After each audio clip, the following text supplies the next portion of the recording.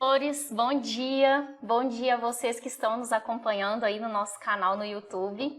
Bom, hoje no nosso seminário aqui do INSEE, quem vai apresentar o seminário serei eu mesma. Então o tema é planejamento motor. Não vou fazer uma introdução, porque a gente já vai acompanhar um pouquinho o tema durante a apresentação. Então hoje eu não tenho muitas questões para colocar aqui com vocês, mas em especial a gente vai falar sobre o planejamento motor em crianças com transtorno do desenvolvimento e também entender um pouquinho sobre as implicações, né, de déficits no planejamento motor no desenvolvimento dessas crianças. Então vamos lá.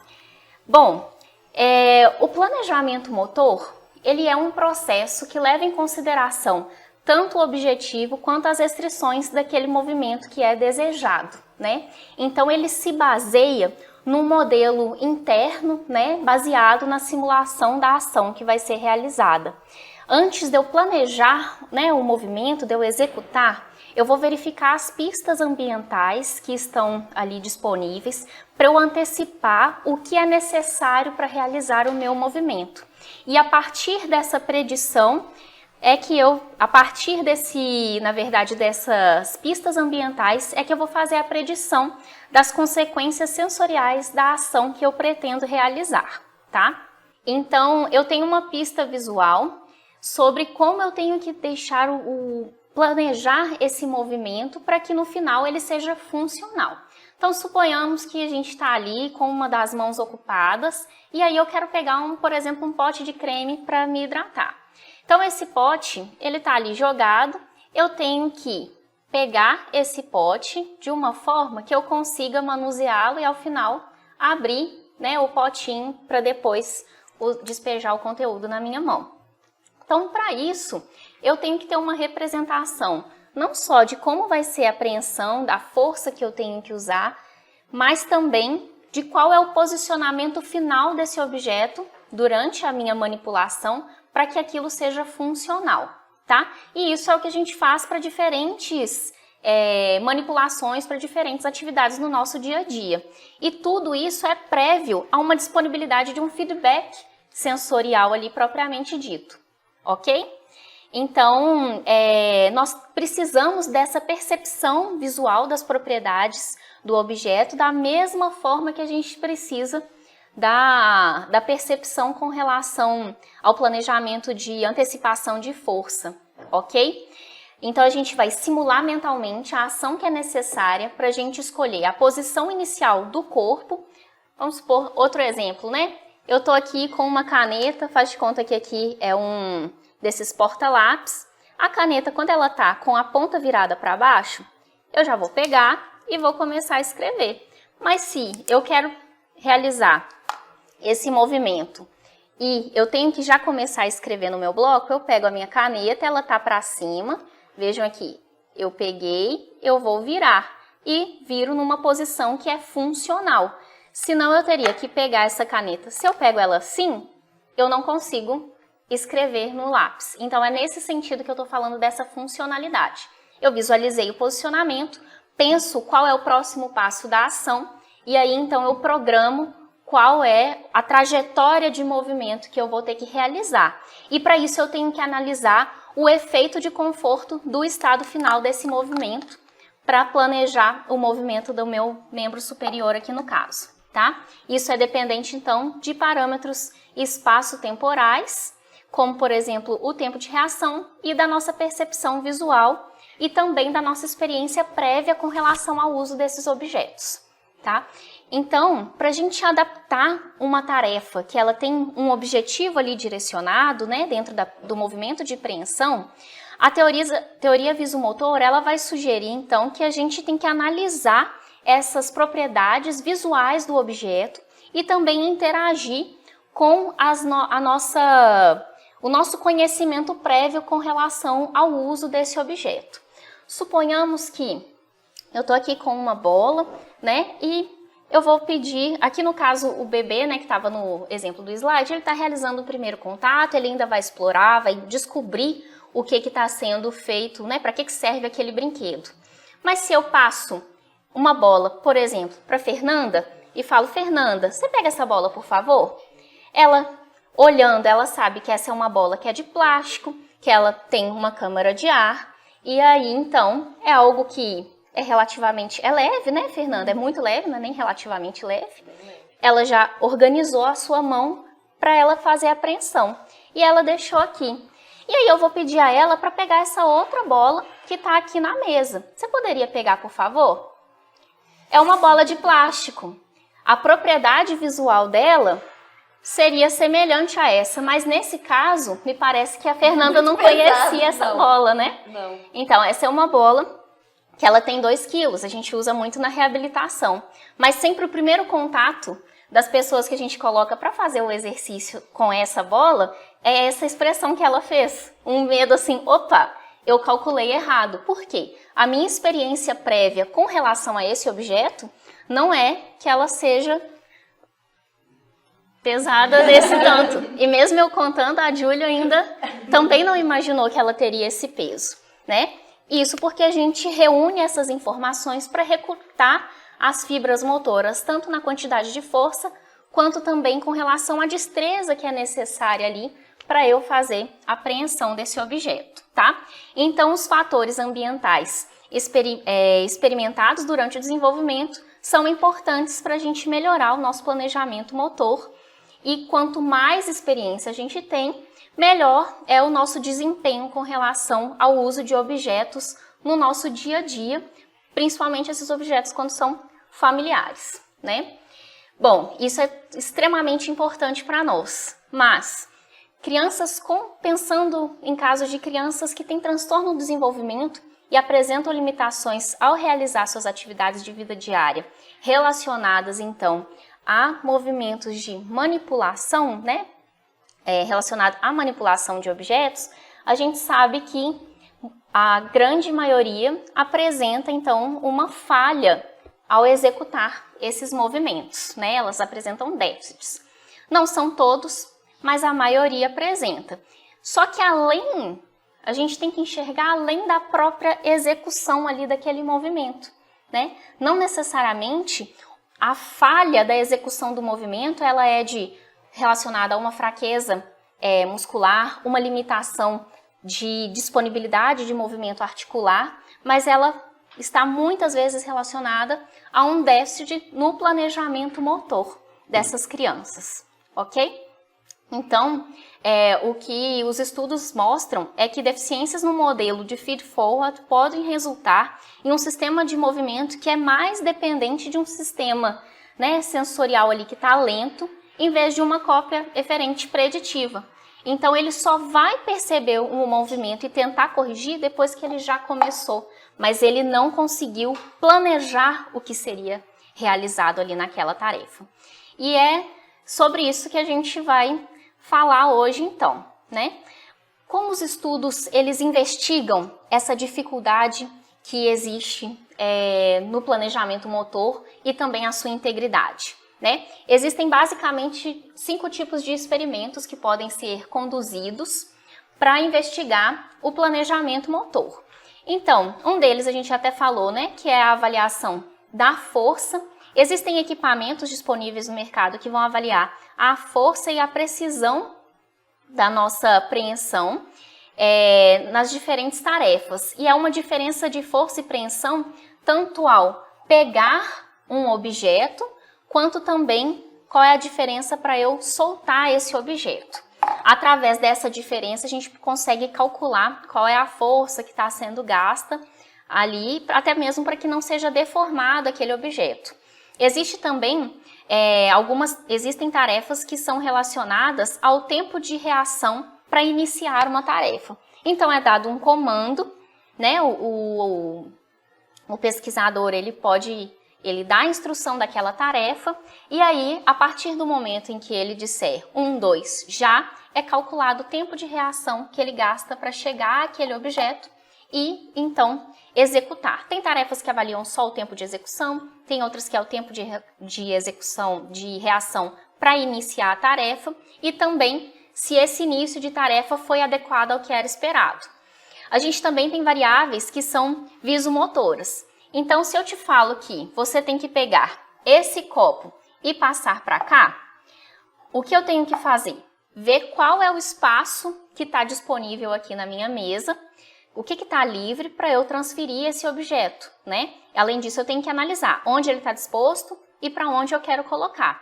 Então, existe, né, um tempo em que toda essa questão que a gente falou, o comando visual, ele tem que analisar o ambiente, analisar o objeto em si para realizar essa ação. Isso também é possível de ser avaliado, tá? Tem as variáveis que são espaço-temporais, através de dispositivos cinéticos, cinemáticos, para avaliar o movimento, a trajetória de movimento. Então, tanto com relação ao posicionamento daquela articulação, mas quanto também com relação ao tempo gasto para a variação desse posicionamento. E, por fim, a gente tem esse efeito, né, do estado de conforto no estado final do movimento, que é quando a gente vai, então, verificar como o indivíduo ele antecipa o estado futuro da ação que foi desejada, tá? Então, a gente antecipa, né, para ter esse efeito de conforto final, do estado final de movimento, eu antecipo a posição final da mão e vou adaptar a posição inicial do manuseio para minimizar o desconforto final e tornar esse movimento funcional. Então, os artigos que a gente traz aqui hoje são com experimentos que avaliam justamente esse estado final, ok? Então, aqui nós temos, né, o Action Planning Typically and Atypically Developing Children, com, né, paralisia cerebral unilateral. É um estudo que foi desenvolvido pelo Steenbergen, que é um pesquisador que a grande parte assim, dos estudos que a gente tem sobre planejamento motor dentro aí, né, considerando crianças com paralisia cerebral, são conduzidos por esse autor. Ele foi publicado na revista Research in Developmental Disabilities, que tem um fator de impacto 3. Esse estudo, que a gente vai começar aqui a apresentação, ele foi publicado em 2010, mas a gente trouxe ele mais antigo e vocês vão ver que os resultados posteriores, eles vêm a confirmar o que já foi observado nesse estudo aqui, tá bom? Então, o objetivo desse grupo de pesquisa foi investigar o planejamento motor em crianças pequenas de 3 a 6 anos com e sem paralisia cerebral unilateral. Eles retratam que escolheram essa faixa etária porque é um período crítico para o desenvolvimento do planejamento motor. Então, entre 3 a 6 anos, a criança está estabelecendo esse desenvolvimento e o que a literatura traz é que aos 10 anos, esse desenvolvimento está completo, né? Ele fica com o mesmo planejamento motor da idade adulta, tá? Então, eles também quiseram investigar não só como que é esse planejamento motor em crianças pequenas, mas também examinar se o planejamento de ação em crianças com paralisia cerebral unilateral é propenso a mudanças após a intervenção, né? E é um dos poucos estudos que avaliaram isso também. Então, acho que vai ser bem interessante, né? Por isso que a gente trouxe ele aqui hoje. Os participantes desse estudo, então, foram 24 crianças com paralisia cerebral unilateral, com habilidade manual variando aí, né, funcional, variando entre 1 a 3 na MEX. 11 crianças foram colocadas como paralisia cerebral unilateral à esquerda e 13 PC à direita. O grupo controle a gente também teve um grupo controle com 24 crianças, e dessas 24 crianças, 5 eram canhotos, os demais destros. Além da tarefa que a gente vai ver, que foi a tarefa para avaliar o planejamento motor, esse grupo, para o segundo objetivo, que é os efeitos da intervenção com relação ao planejamento motor, também passou por um grupo de treinamento de membros superiores, tá? Esse grupo de intervenção, então, é chamado de grupo pirata. Vocês vão entender o porquê, pela tarefa que foi utilizada para avaliar o planejamento motor, eles trouxeram de forma bem lúdica isso. E esse grupo pirata, então, ele era composto só pelas crianças com paralisia cerebral e foi submetido a 6 semanas de intervenção de terapia por contenção induzida, seguidas de 2 semanas de treinos bimanuais. Esse treino ele foi intensivo, né, em que as crianças realizavam 9 horas de treinamento por semana. E aí, de forma geral, o que era necessário dentro da brincadeira, do lúdico que eles trouxeram, era que a criança, ela deveria, nesse grupo pirata, ao longo da intervenção, ela deveria aprender a manusear uma espada, limpar o convés com a vassoura e preparar lanche para outros piratas. Então, eles trouxeram uma brincadeira com os piratas, mas para atividades funcionais do dia a dia, tá? Eu vou mostrar aqui o porquê também do grupo pirata, né? Esse é o experimento principal do estudo. Então, ali eles tinham uma caixa em madeira com um furo, né, central, e também em madeira uma espada. Vocês vão ver que a lâmina da espada é essa ponta maior, né? E aí, a ponta maior, ela era colocada sobre um tabuleiro. Esse tabuleiro, ele tem ali 6 demarcações. Então, a primeira demarcação, a lâmina da espada ficava já apontando para esse furo da caixa e depois, no sentido horário, a gente ia mudando o posicionamento da lâmina da espada. O objetivo ali é que, em diferentes ordens, a criança ela fosse submetida a pegar a espada, obviamente não pelo lado da lâmina, e colocar a espada dentro ali para abrir o baú pirata, ok? Bom, então a pergunta né, dos pesquisadores agora a gente vai treinar como que um pirata de verdade coloca a espada no baú, tá? Então, para fazer esse experimento, eles investigaram a mão menos acometida do grupo com paralisia cerebral unilateral e o grupo controle realizou as tarefas com a mão dominante. Então, eles tentaram proporcionar essa diferença, né? Avaliaram a mão menos acometida. A criança ela tinha direito a realizar 3 repetições do movimento e esse experimento ele foi conduzido pré e pós-intervenção, tá? Uma coisa que é importante também da gente destacar aqui é que não necessariamente todas as posições elas são difíceis para fazer apreensão. Primeiro, por que difícil ou não? É ali a figura que a gente tem à esquerda, né? Então, na letra A, a gente vê que eles pegaram na espada e já colocaram aqui. Na letra B, ele teve uma apreensão que é pouco funcional para que, né, o pirata utilize ali a espada. Então, essa posição final da mão, ela era classificada como um uso confortável ou funcional, ou então um posicionamento desconfortável ou pouco funcional. E como que, né, a gente mede essa dificuldade? Claro que na posição 1, se a minha espada está aqui, essa é a lâmina e aqui é a pega, o que vai acontecer? Eu tenho que pegar e só colocar a espada. Eu sou canhota. Se a espada tiver com a lâmina aqui apontada para o número 2, o que eu vou fazer? Eu vou pegar, vou virar e vou encaixar. Mas pensando que essa espada está aqui no 6 e eu quero usar, né, eu quero ser o mais funcional possível, o que eu tenho que fazer? Eu dou um giro aqui com a minha mão e eu então levo a espada para o meu baú. Isso para uma pessoa que tem a mão esquerda como dominante.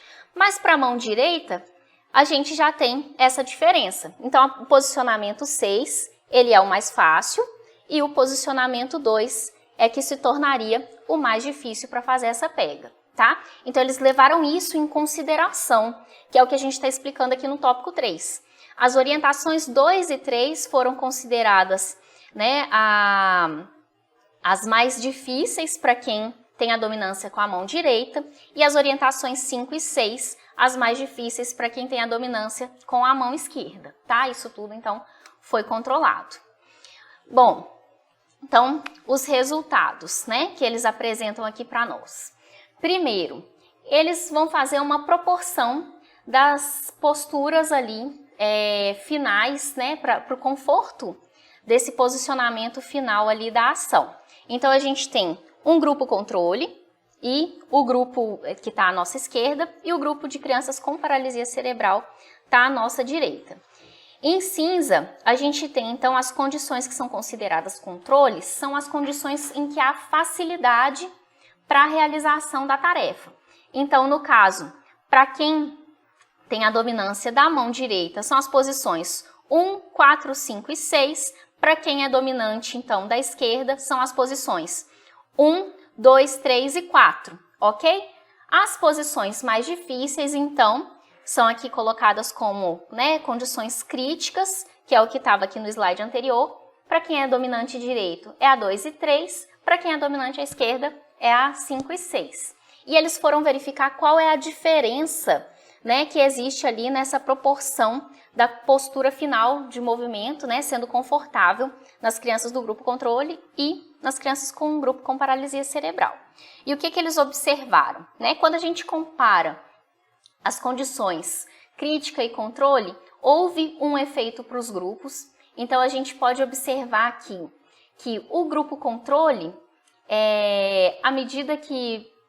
Bom, eu já ia falar o efeito para a idade, né? À medida que ele foi envelhecendo, ele apresentou, então, um avanço, né? Quando a gente chega ali aos 6 anos, essa proporção, ela vai diminuir.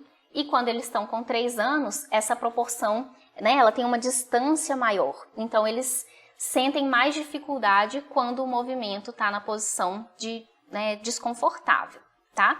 Então, a gente tem aqui essa diferença de proporção para o grupo controle nas idades de 3 e 4 anos e no grupo com paralisia cerebral, essa diferença ela se manteve em todos os anos. E de modo geral, quando feito a análise estatística, houve também o efeito para o grupo, né? O grupo controle ele apresentou uma proporção ali que foi menor do que uma diferença, desculpa, de proporção menor do que a diferença de proporção das crianças com paralisia cerebral. Então, houve diferença entre esses grupos e essa diferença também teve relação da idade, sendo que a idade, houve a diferença da proporção para o grupo controle só para as crianças mais novas e para o grupo com paralisia cerebral para todas as faixas etárias, tá? Então, essa proporção entre as posturas aumenta com a idade, mas não para crianças com paralisia cerebral. O que os autores depois vêm a discutir que isso já é um indício que não há um desenvolvimento desse planejamento motor em crianças com paralisia cerebral.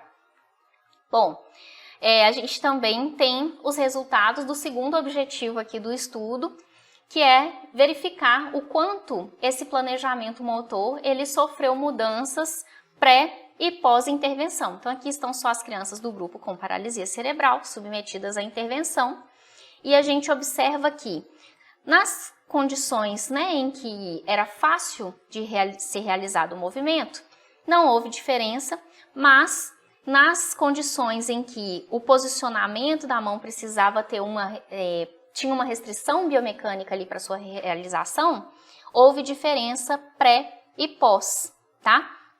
Então, isso indica que, apesar de não haver um desenvolvimento natural do planejamento motor, se treinado, ele sofre, então, as mudanças, tá bom? Mas, com relação aos efeitos de idade, não teve também uma resposta ali específica, né, à intervenção. A melhora foi, então, semelhante em todos os nossos grupos.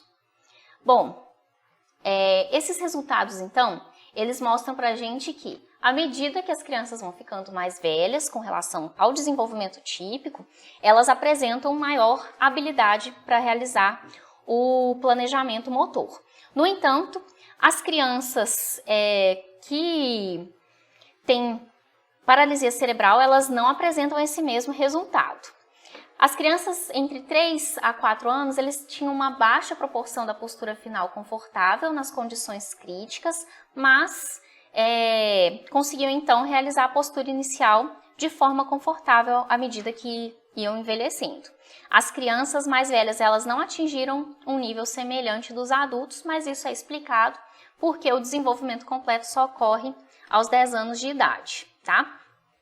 Bom, A proporção de postura final confortável foi menor no grupo com paralisia cerebral unilateral em comparação ao grupo controle. Então, é um indício aí de que o planejamento motor em crianças com paralisia cerebral, ele sofre, né, um comprometimento. Não houve um efeito de idade nesse planejamento de motor no grupo com paralisia cerebral. Então, isso também indica que esse desenvolvimento, né, não vem sendo... além do déficit encontrado, ele também não sofre o desenvolvimento correto, que é o que eu disse anteriormente. E o planejamento de ações no grupo com crianças com paralisia cerebral unilateral melhorou após o período de intervenção. Isso para nós é extremamente importante porque é nosso objetivo aqui proporcionar treinamentos que favoreçam exatamente o planejamento de ações e assim potencializar o uso funcional do membro superior, tanto comprometido quanto não comprometido na paralisia cerebral, já que esse estudo ele mostra que o planejamento motor, apesar do membro ser menos comprometido, ele também está comprometido ali naquele membro, tá? E ele então pode ser treinado, pode e deve ser treinado em crianças com paralisia cerebral. Esse treinamento, ele pode ser praticado durante uma variedade de tarefas, né, seguidas tanto com o braço acometido, como também com o treinamento bimanual, e que foi o protocolo que eles propuseram, né? Começando então com o treinamento de contenção e depois passando para o treino de habilidades bimanuais. E o planejamento motor é um aspecto cognitivo do controle motor e por isso então eles propõem o uso da imagética motora como uma técnica para nos auxiliar a promover o planejamento motor em crianças com paralisia cerebral. Os dados desse estudo, eles em outros estudos também, assim, eles encontraram resultados semelhantes. Então, é um estudo aí do Bert Steenbergen de 2017, também contou aí com crianças com paralisia cerebral, mas agora um estudo longitudinal com crianças que foram avaliadas com intervalo de 3 anos, tá? E aí, eles avaliaram crianças do grupo controle, então desenvolvimento típico, e crianças com paralisia cerebral unilateral. Elas foram avaliadas 3 vezes ao longo de 3 anos, e aí, a cada avaliação, eles fizeram uma medida e verificaram que os indivíduos com desenvolvimento típico, eles apresentam, então, um aumento desse planejamento motor, né, com o passar do tempo, mas as crianças com paralisia cerebral não apresentam e nesse caso apresentaram ainda um declínio. Então, se a gente não treinar, essa habilidade também pode piorar, tá? Outros estudos também, aqui a gente tem um estudo de revisão que também verificou esse planejamento motor comprometido em crianças com paralisia cerebral, né? E aí eles sugerem então que se isso é um comprometimento, a gente tem que continuar criando estratégias ou começar a criar estratégias para treinar o planejamento motor. E isso é facilmente negligenciado na nossa prática clínica. Normalmente as pessoas estão treinando força, estão treinando o movimento em si, mas as habilidades de planejamento motor nem sempre são treinadas, tá? E o que é muito importante para a realização de tarefas sequenciais, como manipulação de objetos. Esse é um artigo que ele é de revisão, então ele mostra, né, que indivíduos com paralisia cerebral unilateral têm comprometimento nas habilidades de planejamento motor, tanto no membro superior comprometido quanto no não comprometido, assim como aquele estudo original, né, que a gente começou a nossa discussão com ele, e que existem outros paradigmas utilizados além daquele que nós exemplificamos com relação à tarefa do pirata.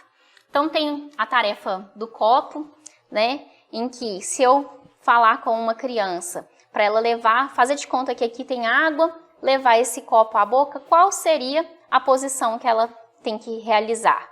Então, se eu estou com o copo aqui, ele está de cabeça para cima e eu vou colocar água para poder beber, eu vou pegar e vou levar à boca. Mas se ele está de cabeça para baixo, como que eu vou fazer? Se eu pegar assim, obviamente, eu não consigo ser funcional. Então, é necessário que eu promova um desconforto ao posicionamento inicial da minha mão, para depois eu virar, colocar água e então ser funcional, tá? Então, normalmente nos estudos eles pedem para a criança deixar o copo apto ali a receber um conteúdo. Tem também estudos que tem esse paradigma, parecendo aqui um relógio, né, que é a nossa figura 2. Então, temos uma figura com 6 laterais e também 6 ponteiros, e ele tem que, com um único movimento, igualar o posicionamento do ponteiro que é colorido com uma ponta colorida daquele objeto. Então, tem desconforto também inicial da tarefa, como vocês podem ver na letra B. E um outro paradigma é o julgamento da lateralidade das mãos. Como que funciona o julgamento da lateralidade das mãos? A criança, ela é instruída, então, a responder qual é a mão, a criança ou o adulto, né? Qual é a mão que está apresentada. Então, Elisa, qual é a mão que você está vendo ali na tela? Sem movimentar a sua mão. Então, ele tem que imaginar qual é o posicionamento da mão dele se movendo no espaço e, então, realizar, né, a partir dessa imaginação da própria mão se movendo no espaço, julgar a lateralidade das mãos. Essa tarefa, ela é considerada uma tarefa de planejamento motor justamente por isso. Você compara a posição atual do seu membro em repouso com a posição que foi apresentada na figura. Posições que são mais funcionais, como essa vista aqui, então façamos de conta que vocês estão com as mãos posicionadas assim. Vocês concordam que isso é mais funcional? No dia a dia a gente usa essa pega para, então, ler um livro, né? Pode ser para pegar o celular. Então, são posições que são confortáveis para a gente no dia a dia. Normalmente, são julgadas a lateralidade de figuras como essa com maior facilidade do que, por exemplo, figuras como essa. Essa é uma posição ali demonstrada que não é funcional no nosso dia a dia. Então, se você pegar a sua mão e colocar ela exatamente como aquela que está apresentada, isso não é funcional. Então, o tempo que eu levo para rotacionar essa imagem é maior do que o tempo que eu levo para rotacionar a figura anteriormente apresentada. Nosso grupo de pesquisa fez esse experimento com crianças com paralisia cerebral. Então, foi um estudo que foi parte da tese de doutorado da professora Deisiane Souto, com a participação, né, do Vitor e da Patrícia como co-orientadores. E então, ela avaliou os efeitos, né, dessa restrição biomecânica nessa tarefa de julgamento da lateralidade das mãos. Foi um estudo que incluiu aí 57 crianças com diagnóstico de paralisia cerebral, sendo crianças entre 6 a 14 anos de idade. Então, vocês veem que já passou de uma faixa etária em que o planejamento motor estaria teoricamente completo, né? E também contou com crianças com desenvolvimento típico. Foram 175 crianças que participaram aí desse nosso grupo controle. E aí, nós realizamos essa comparação. Primeiramente, com relação ao efeito dessas constrições biomecânicas. Esse primeiro resultado, então, com relação ao efeito, a gente viu que as crianças do grupo controle, elas apresentaram uma diferença maior, com relação às rotações que são mais funcionais, no caso aqui chamadas de rotações mediais, com relação às rotações mais laterais, que são menos funcionais. E as crianças com paralisia cerebral, elas, apesar de depois a gente verificar nos resultados que elas apresentavam também uma diferença com relação ao grupo controle, mas elas também apresentam esse padrão de entender, né, de compreender a mesma dificuldade da constrição biomecânica ali do movimento. Isso nos fez entender que, apesar do planejamento motor ele estar comprometido, elas conseguem planejar só que de uma forma mais lenta com o passar do tempo. Aqui é só para vocês entenderem, né, essas posições de restrição, né? Então, só para a gente facilitar aqui, por que a posição lateral ela é mais difícil biomecanicamente de ser realizada do que as posições mais mediais. E aí, como eu falei, Com relação, então, né, ao ângulo de rotação, houve uma diferença entre os grupos. O grupo com paralisia cerebral, ele foi inferior com relação à acurácia, né, com relação ao julgamento da lateralidade das mãos, com relação ao grupo controle, e não houve diferença entre crianças com paralisia cerebral unilateral à direita e versus a paralisia cerebral unilateral à esquerda. Então, também na literatura era colocado, principalmente com relação a adultos, que as pessoas com acometimento do membro superior direito têm um déficit de planejamento motor maior.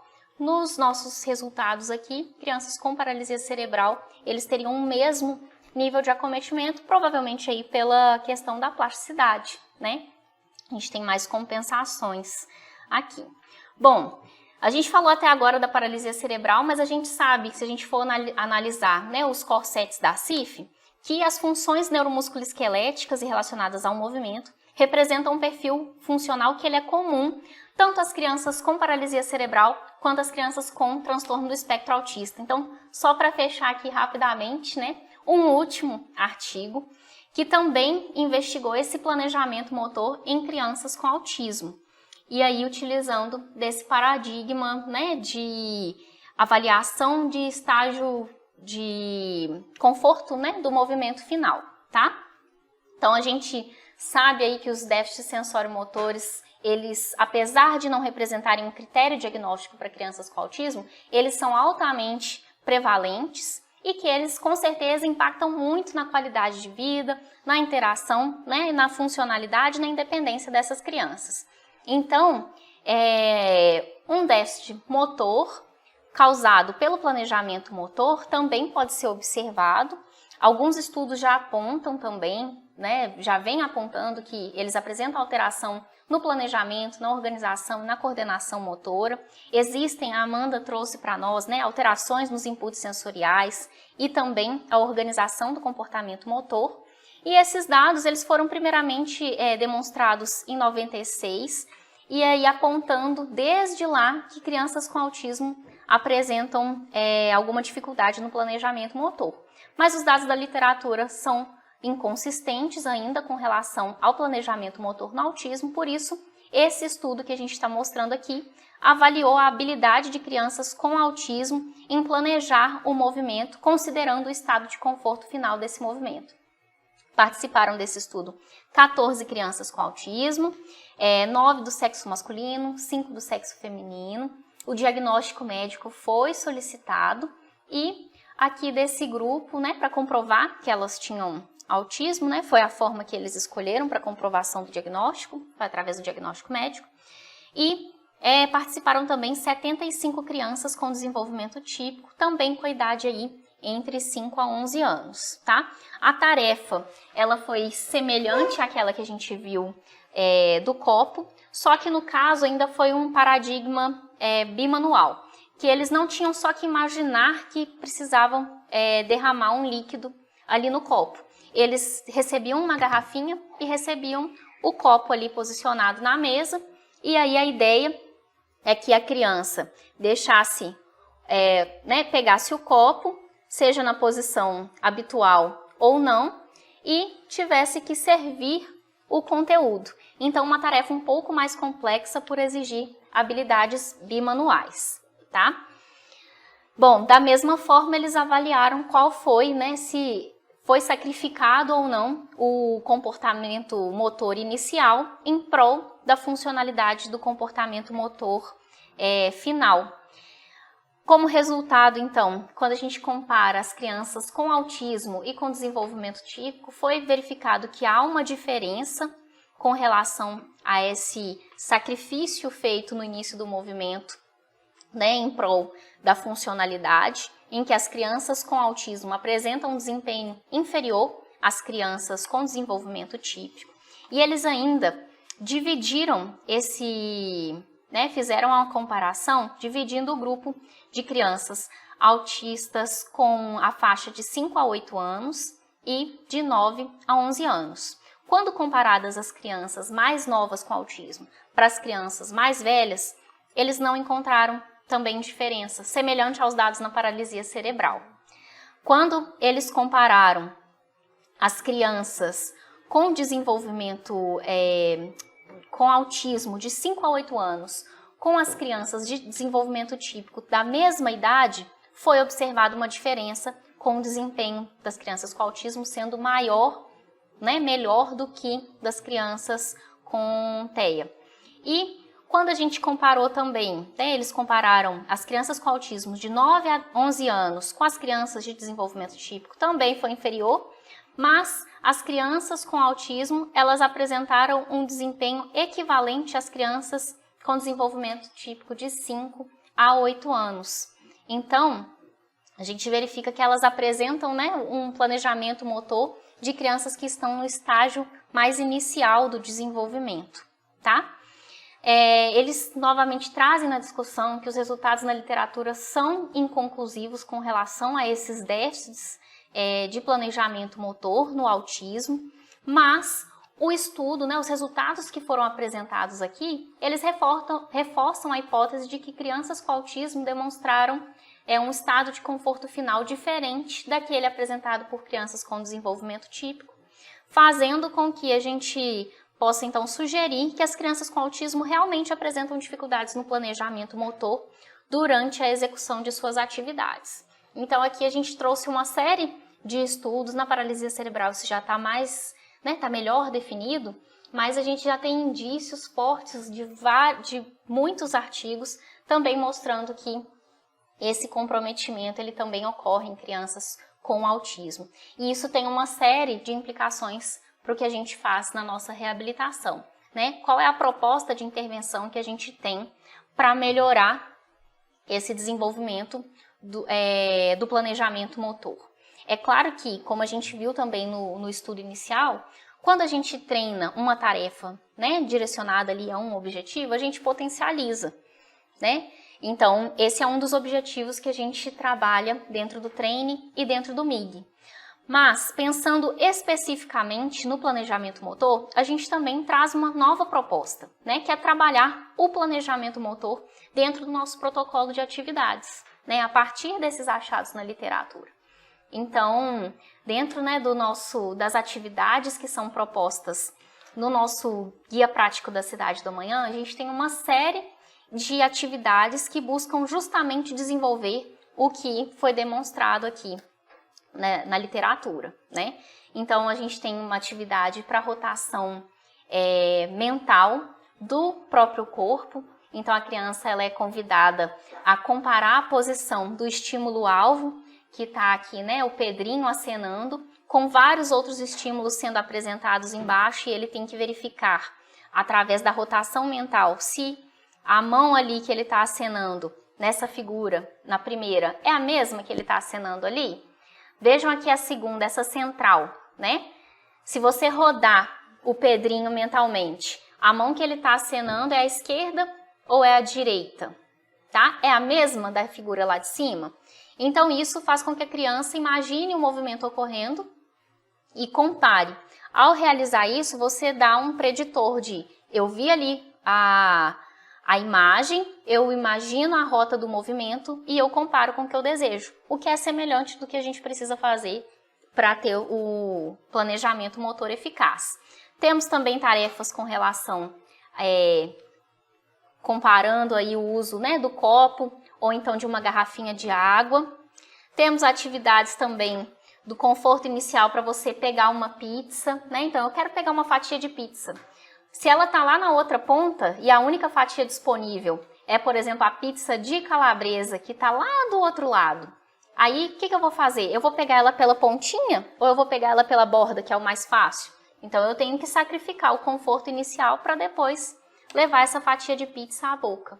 E a gente também tem a tarefinha, né, de colocar os palitos aí no picolé. Então a gente produziu uma série de picolés e a criança de forma semelhante àquela tarefa do baú pirata, né?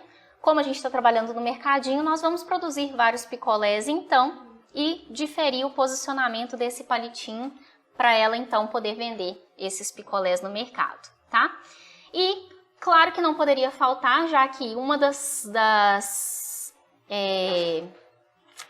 indicações, né, que todos os artigos fazem o uso da imagética motora para potencializar esses ganhos. Então, por que não no nosso protocolo contarmos com atividades de imagética motora? Então, a gente tem, né, uma série de atividades que também estimulam a imagética motora. A criança ela é apresentada a um vídeo e a partir desse vídeo apresentado, ela deve prestar atenção e depois mentalmente simular aquele gesto que foi apresentado. É cronometrado então o tempo para a gente verificar o quão congruente é o tempo de execução com o tempo de imaginação. Sendo congruentes, a gente pode também convidar a criança a realizar propriamente dito aquele movimento que foi treinado. Então essa é uma proposta aí que a gente tem a partir dos dados, né, da literatura que foram apresentados. Bom, com relação então a essa parte de apresentação inicial, era isso que eu tinha para trazer para vocês hoje. E agora a gente vai abrir para as discussões, né, para as dúvidas que talvez alguém aí que esteja nos acompanhando tenha. Mas desde já eu agradeço, né, a atenção de todos e a colaboração para a condução desses trabalhos que a gente está propondo aí no Guia Prático da Cidade do Amanhã. Alguém tem alguma perguntinha?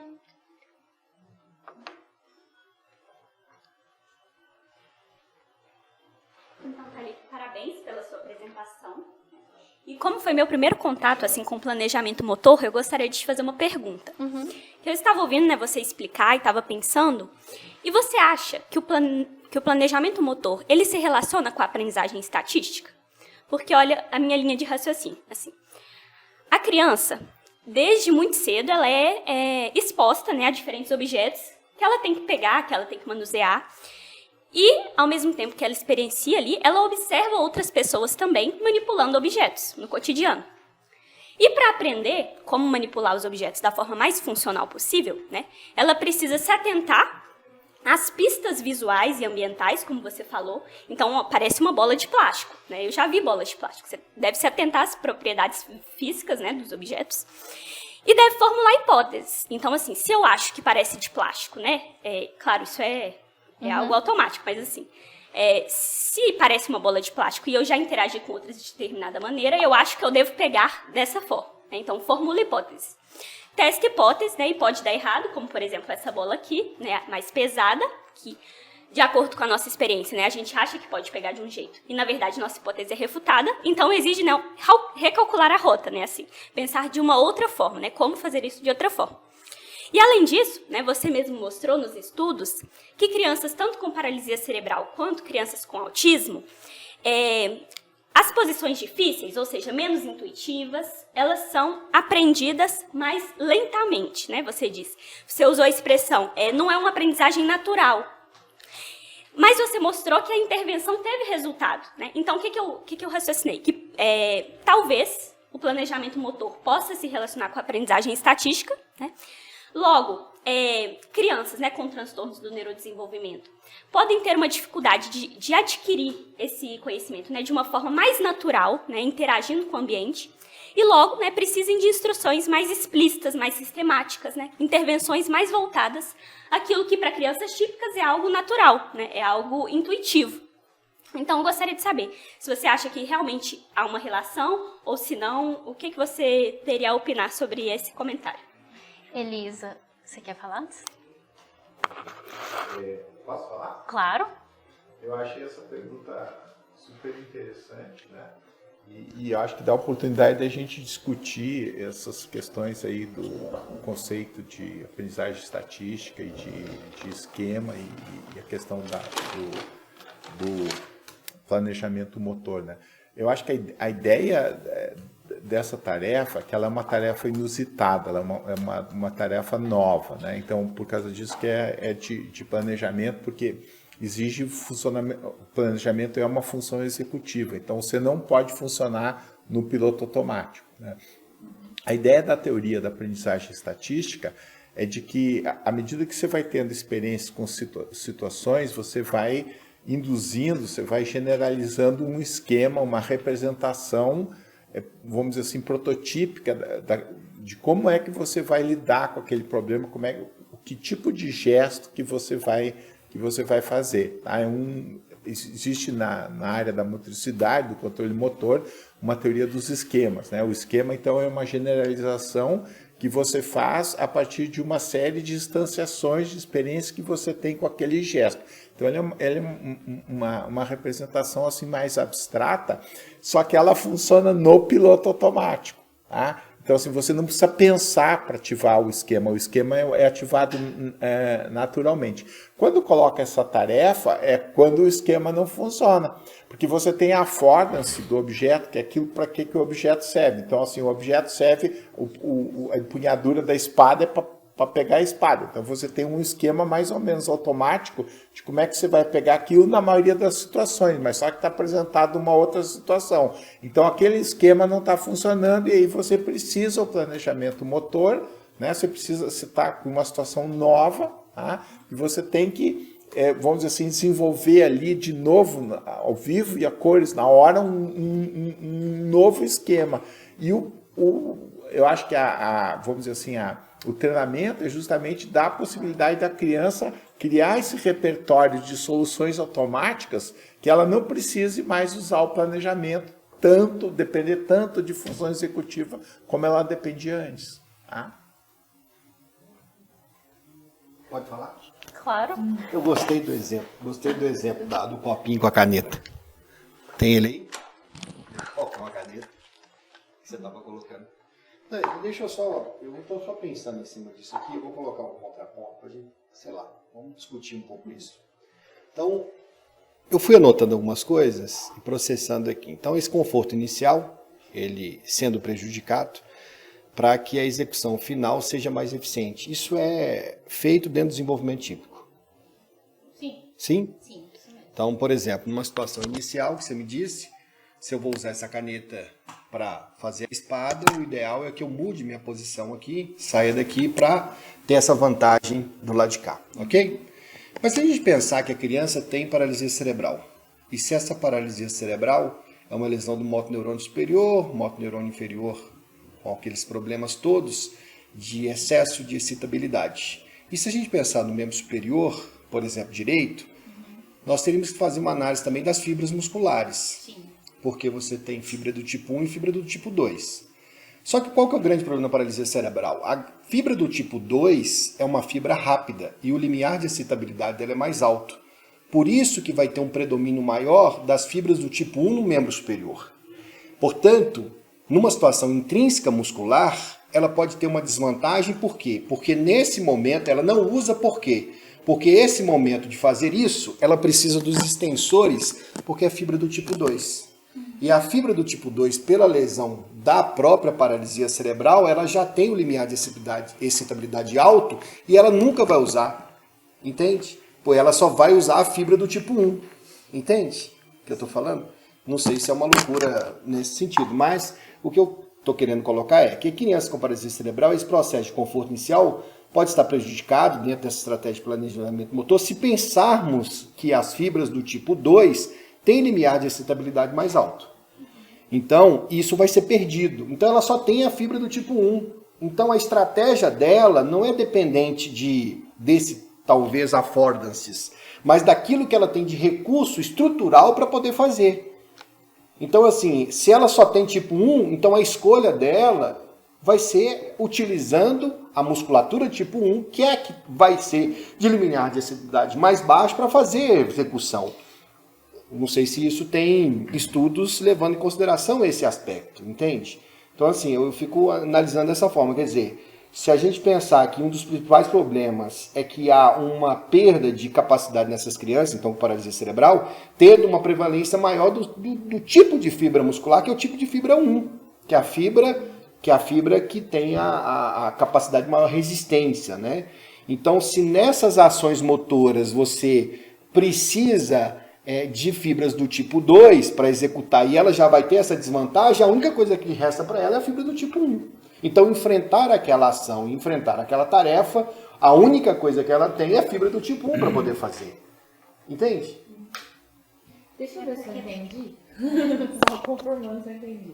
Então, o que você está dizendo é assim, do ponto de vista fisiológico, ela fazer o movimento, planejar o movimento dessa forma, ela está utilizando aquilo que ela tem para fazer. Exato.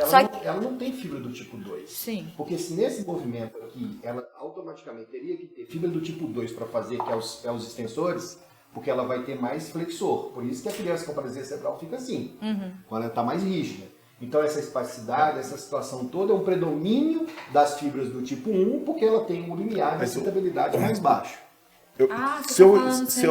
Desculpa. Se eu entendi, eu acho que você está colocando assim, quer dizer, que além da dificuldade no nível cognitivo, tem uma dificuldade biomecânica relacionada no nível muscular. Exatamente. Mas aí tem um detalhezinho nessa história, porque essa dificuldade de planejamento ela não aparece só no membro parético, ela aparece no membro contralateral também. E já foi comparado isso? É o que o estudo mostrou. Tá? E aí tem problema nos dois. Tem problema Mas a nos dois. magnitude de um é maior do que do outro? Eles não fizeram especificamente naquele primeiro estudo essa comparação, mas os outros têm sim um grande efeito no membro não parético, né? E a questão que, não sei se vocês vão concordar comigo, é porque são habilidades que são prévias. Ele tem sim o déficit motor, né? Ele existe, tanto com relação, né, à fibra, mas a execução motor em si, até questões articulares. Mas antes mesmo disso, ele tem essa dificuldade desse planejamento mesmo, dessa organização do movimento, pela lesão cortical e não só, não minimizando a questão motora, mas é porque não é só a questão muscular, é o comando que é enviado, né, a organização desse movimento, ela está prejudicada previamente a isso. Não é só do piramidal, é as coisas que vêm antes do piramidal que envolve o planejamento. Eu acho que o interessante dessa linha aí que a Thalita está pegando é assim, é aquilo que a gente já conversou várias vezes. Você tem um negócio que é bottom-up, que vem da periferia, né, que são as coisas biomecânicas, né, mas você tem esse componente cognitivo. E que eu acho que é a grande contribuição aí para a ciência da reabilitação, de você levar isso, quer dizer, que aparece nos negócios da imagética motora, que está aparecendo essa coisa, né? Você tem um componente aí que ele é pré-motor, né? Que vem antes do lado do neurônio piramidal no córtex motor, ele está nas áreas pré-motoras, e que na neuropsicologia corresponde ao que o conceito de praxias, né?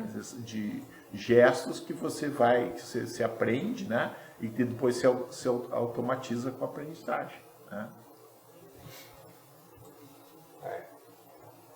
Uma das coisas que você colocou foi a questão do autismo, e eu estava vendo algumas áreas, por exemplo, do próprio cerebelo, voltando àqueles estudos até 2018, que falavam de uma quantidade menor de neurônios ali no próprio cerebelo e tal, e uma das áreas do próprio cerebelo relacionada a planejamento motor, que tem uma participação prévia, que antecede, é a parte lateral do cerebelo, né? Podendo também, na questão do autismo, aí ser comprometida, né? E aí eu acho que tem que casa, né? Isso que você está colocando no autismo, né? Talvez poderia ser uma linha para começar a pensar. Acho que eles têm esse comprometimento, como o Vitor falou, né, em áreas pré-motoras, tem, no caso da paralisia cerebral, da execução motora em si, e ainda com essas alterações a nível cerebelar, com o feedback também do movimento, né? Na neuropsicologia tem um conceito que eu acho muito interessante, que é a praxia simpática, né? Que é a praxia do membro não comprometido, né? Ela é simpática em relação ao que está parético, né? Concorda com a gente? Só estou aqui tentando ter um contraponto, assim, de uma outra análise. Mas é assim. Acho que tem que considerar os dois níveis, né? O bottom-up e o top-down. E é por isso a gente treinar também, né, essas habilidades nos dois níveis. Claro que a gente vai treinar o motor em si ali, o componente muscular, mas também é importante a gente submeter a criança a essas novas experiências para enriquecer essas outras habilidades, né? Então essa aqui seria a nossa ideia.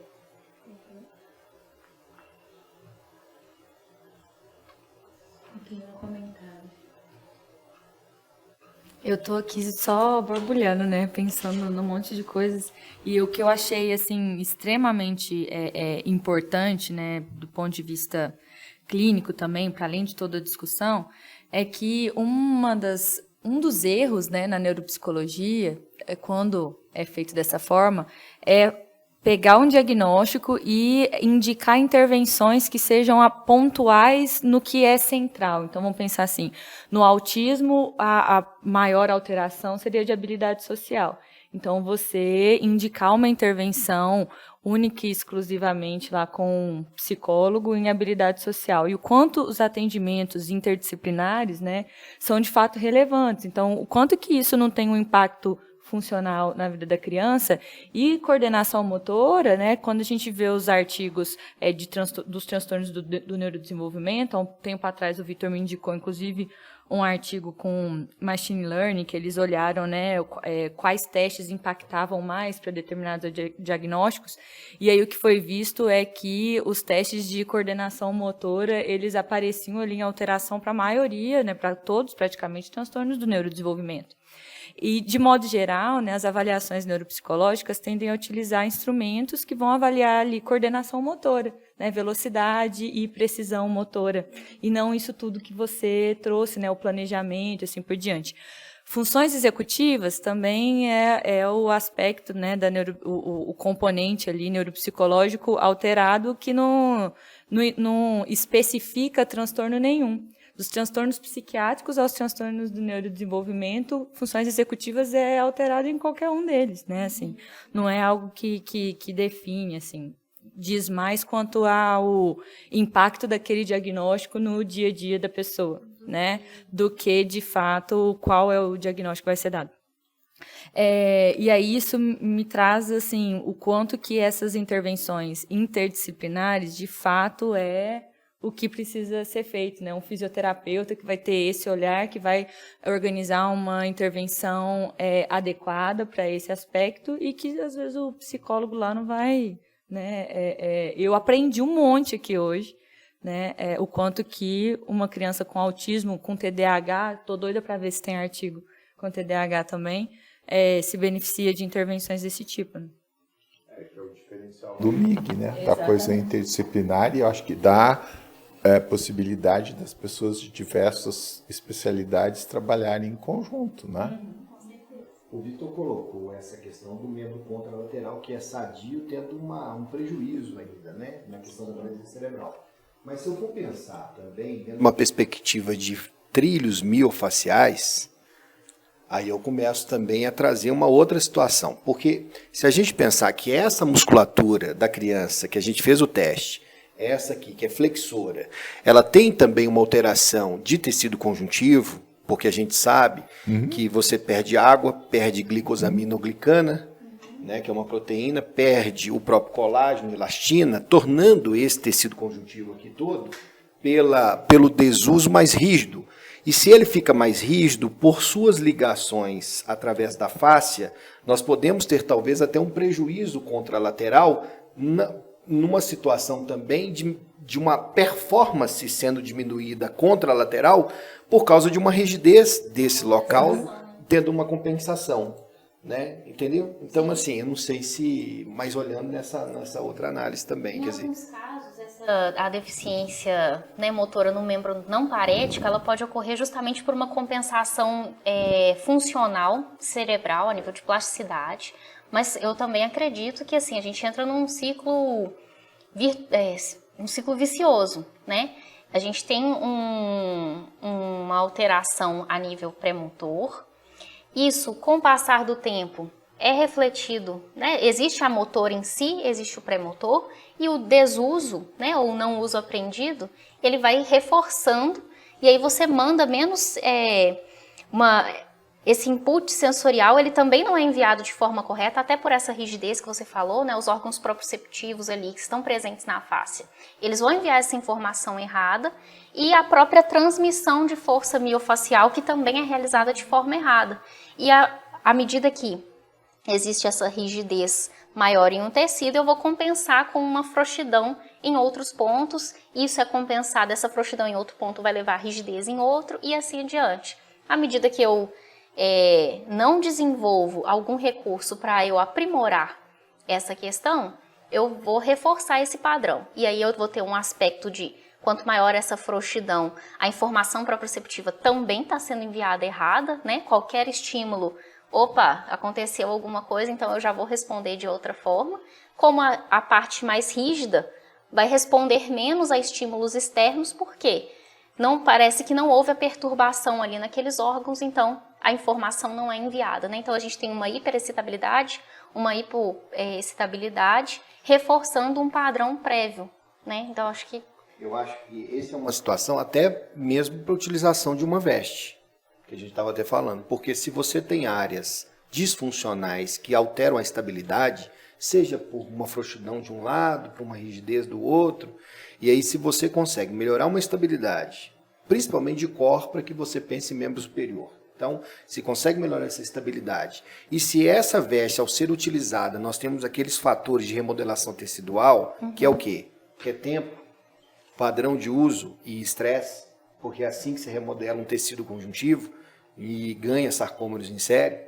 Então, essa veste poderia ser um acessório importante nas estratégias de planejamento motor usadas dentro do mercadinho. Então, isso só reafirma, e a gente, como está fazendo esse seminário e transmitindo, só mostrando para você aí, que está na clínica, a importância do exoesqueleto, nesse raciocínio de que você pode ter ganhos desse planejamento motor, utilizando também, quem sabe, isso é uma hipótese, né, gente? Claro que a gente tem que depois testar mais e tal, mas levanta esse questionamento. Até que ponto que a gente realmente vai ter essa vantagem aí desses processos de imagética, né, de estratégias, utilizando um exoesqueleto como um arcabouço anterior também ali no sentido de melhorar essas situações. Cercar, né, de diferentes ângulos, né, em diferentes direções, você vê que as coisas são complementares, são concorrentes, né? Meu peixe.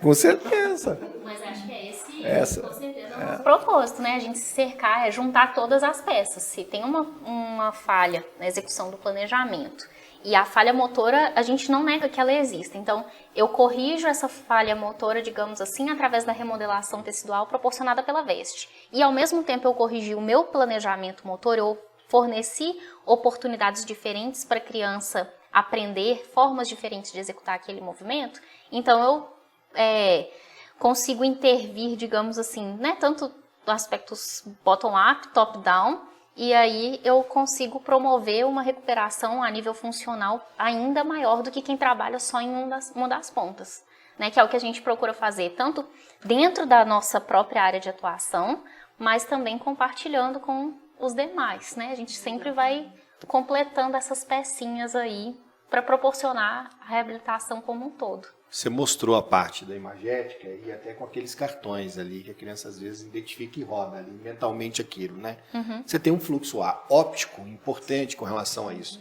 Mas até então a veste a gente tinha mais uma situação dela por um efeito de estabilidade, eferente, motor, né? Agora a gente precisa criar, e aí sim, hoje eu até essa noite acordei pensando nela, de uma veste com fluxo áptico, uma perspectiva... Para a realidade virtual. Numa outra situação também, de um fluxo áptico, para eliminar um pouco também essa dependência do fluxo óptico, né? E principalmente crianças autistas, né? Porque elas são tão dependentes do fluxo óptico, né? Onde a gente consegue, com isso, então, desenvolver tecnologias para tentar, né, acelerar esse processo lá do fluxo áptico dela, né? Talvez criando aí uma veste baseada em fluxo áptico para poder melhorar Eu vou extrapolar um pouco o raciocínio aqui, mas assim, tem Talvez algumas... a gente não pode nem transmitir isso, porque é um produto que pode ser desenvolvido. Tô brincando, mas gente. Se a gente for levar em consideração que todo o nosso corpo, né, ele se comunica através das fáscias, pensando não só em conexão de um músculo com outro e com a estrutura óssea, mas através também dos órgãos internos, e que a nossa musculatura ocular, ela tem, né, também conexão com outras fáscias. Então, a nossa calota craniana tem face ali revestindo e tem vários músculos. Quando a gente faz uma alteração, tem alguma alteração na musculatura ocular, com certeza isso vai repercutir em outras alterações. Se eu estou mal posicionada, né, eu sou uma criança que tem uma escoliose grave e às vezes fico mal posicionada, obviamente eu vou corrigir a posição da minha cabeça, vou reforçar um padrão de protrusão, né, com relação à cabeça. E aí para quê? Para eu dar conforto para minha musculatura ocular, para ela poder priorizar esse órgão que está ali funcionando, né? Em alguns casos, essa musculatura ela acaba que também fica comprometida, né? O que a gente vê é que a mobilidade ocular, às vezes, é muito difícil.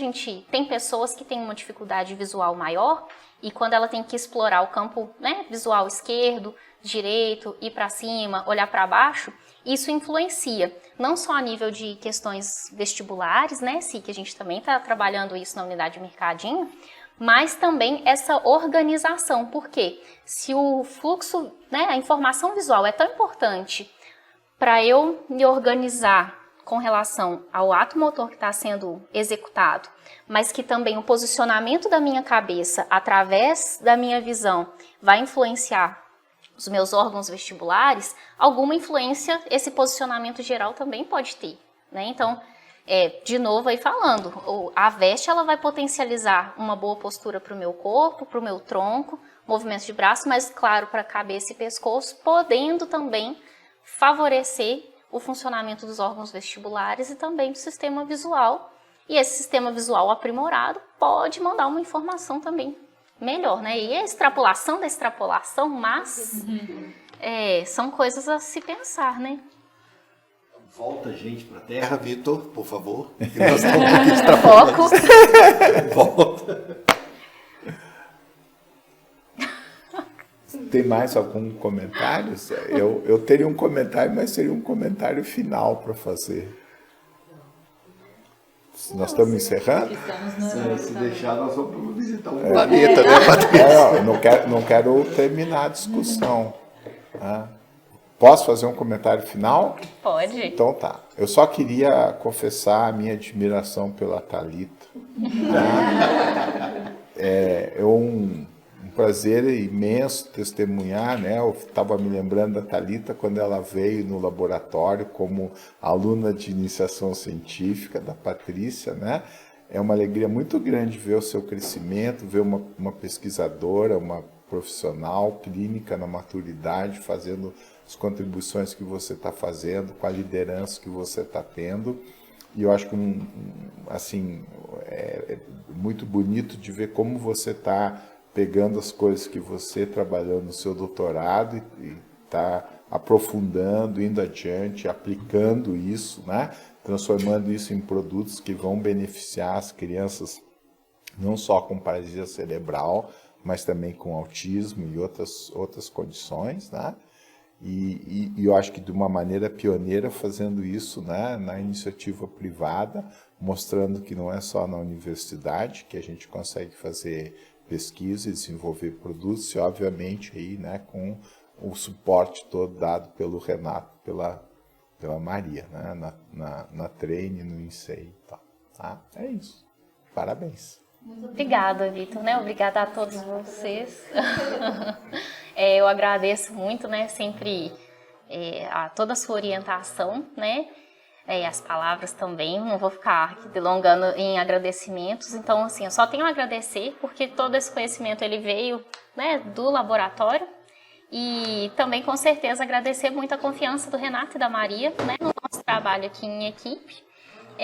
E o nosso objetivo é esse mesmo, né, que a gente, a partir dos nossos estudos, a partir do conhecimento que a gente adquiriu e que a gente está adquirindo, é sempre proporcionar o melhor para as crianças que a gente atende, o melhor para todos aqueles que estão nos métodos intensivos Treine e MIG, e quem sabe também cativar também outras pessoas, né, a fazer o mesmo que nós fazemos aqui na empresa, né? Então, bom, acho que é isso, né? Agradeço a todos. Fala muito em pesquisa translacional, isso aqui é pesquisa translacional, né? Do laboratório para a clínica, para a educação. Exatamente, acho que ao final da defesa, né, uma das pessoas da banca perguntou se eu tinha ideia, se eu tinha o intuito de ainda aplicar esse conhecimento na prática clínica e com alegria, né, algum tempo depois, poder aplicar isso aqui na empresa, né? Então, é uma grande alegria mesmo, satisfação, e vamos continuar trabalhando para isso, né? Bom, então, Muito obrigada a todos vocês pela participação aí também, quem está nos acompanhando no nosso canal no YouTube. Obrigada a cada um aqui dos integrantes da nossa equipe de pesquisa. E na semana que vem a gente tem mais seminário aqui no INSEE. Semana que vem a gente vai contar com a apresentação da Fernanda, né? Então a Fernanda que vai falar aí sobre o treino na escola, né? E o número impulsionando a matemática nos anos iniciais. Vai ser um seminário muito rico. Esperamos vocês até semana que vem às 11 horas.